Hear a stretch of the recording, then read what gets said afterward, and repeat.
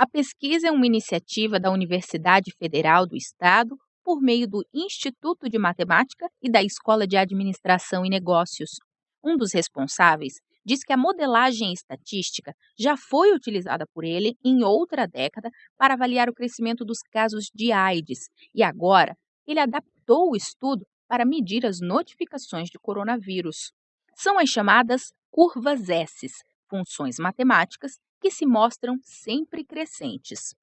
O importante da gente verificar nessas curvas são 3 informações. Uma, qual é aonde elas vão chegar, ou seja, com quantas notificações vão chegar na cidade de Campo Grande, saber como é que se dá a taxa de crescimento dessas notificações, e terceiro, você saber qual é o ponto de inflexão dessa curva. O ponto de inflexão é quando a curva passa a crescer a taxas decrescentes. Nós dizemos que esse ponto ele indica para nós quando que as nossas medidas de contenção do fenômeno começam a fazer efeito.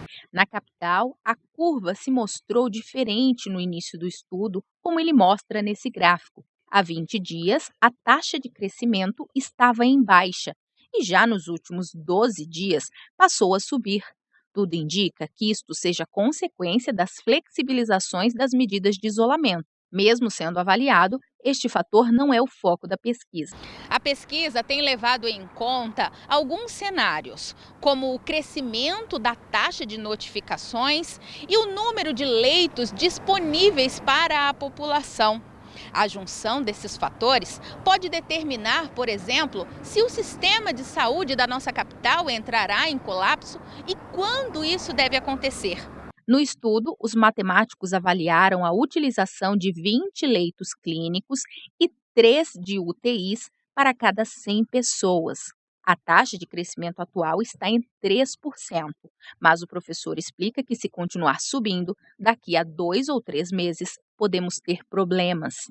Nesse momento, o quadro ainda não é um quadro de alarde, né? A nossa capacidade de leito clínico e leito de UTI para essa taxa de crescimento do número de notificações está perfeitamente dentro do possível, né, de atendimento.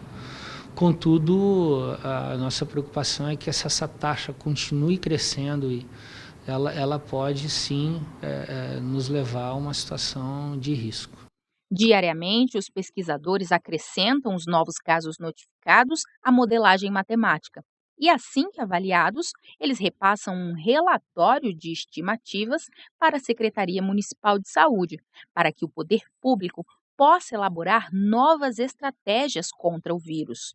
O projeto deu tão certo que também está sendo desenvolvido para o governo do estado e para a Prefeitura de Três Lagoas. Em época de pandemia, que muito se fala em pesquisa científica na área da medicina, ver um estudo matemático sendo aplicado e trazendo resultados tão eficazes é gratificante para o professor. A gente está dando a nossa contribuição de como é que se comporta o fenômeno, né? Independente de quais fatores que interferem nesse fenômeno. Mas eu acho que é uma contribuição importante porque é uma contribuição que define algumas políticas públicas, algumas decisões públicas, né?